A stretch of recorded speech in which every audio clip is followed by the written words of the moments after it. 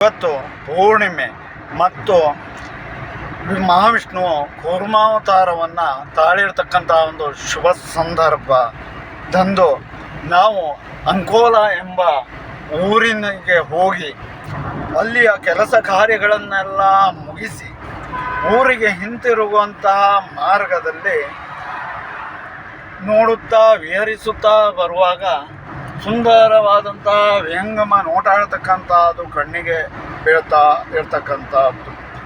ಮತ್ತು ಅಷ್ಟೇ ಅಲ್ಲದೆ ಈಗ ನಾವು ಯಾವ ರೀತಿಯಾದಂತಹ ಒಂದು ಪ್ರಪಂಚದಲ್ಲಿ ಹೋಗ್ತಾ ಇದ್ದೇವೆ ಅಥವಾ ಯಾವ ರೀತಿಯಾದಂತಹ ಜನರ ಮಧ್ಯದಲ್ಲಿ ಬದುಕ್ತಾ ಇದ್ದೇವೆ ಅಂತೇಳಿ ಅರ್ಥ ಮಾಡ್ಕೊಳ್ಳೋದು ಕೂಡ ತುಂಬ ಕಷ್ಟಕರವಾಗಿ ಇರ್ತಕ್ಕಂಥ ವಿಚಾರ. ತಮಗೆ ಗೊತ್ತಿಲ್ಲದ ಇರತಕ್ಕಂತಹ ವಿಚಾರವನ್ನು ಗೊತ್ತಿಲ್ಲ ಅಂತ ಹೇಳುವುದಕ್ಕಿಂತಲೂ ಅದು ಎಲ್ಲಿದೆ ಹೇಗಿದೆ ಎಂದು ಇಲ್ಲ ಸಲ್ಲದ ಪ್ರಶ್ನೆಗಳನ್ನು ಮಾಡುತ್ತಾ ಕೂತ್ಕೊಂಡು ಇಲ್ಲ ಸಲ್ಲದ ರೀತಿಯಲ್ಲಿ ವಿಹರಿಸ್ತಾ ಇದ್ದಾರೆ.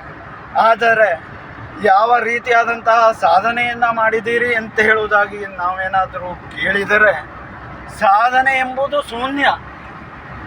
ಇನ್ನೊಬ್ಬರ ತಪ್ಪು ಹುಳುಕು ಕೊಳಕುಗಳನ್ನೇ ಎತ್ತಿ ಹಿಡಿಯೋದರಲ್ಲೇ ಅದ್ಭುತವಾದಂತಹ ಸಾಧನೆಯನ್ನು ಮಾಡ್ತಾ ಇರತಕ್ಕಂಥ ಒಂದು ಸುಸಂದರ್ಭದ ಸನ್ನಿವೇಶ ಘಟ್ಟಗಳಲ್ಲಿ ನಾವಿದ್ದೇವೆ.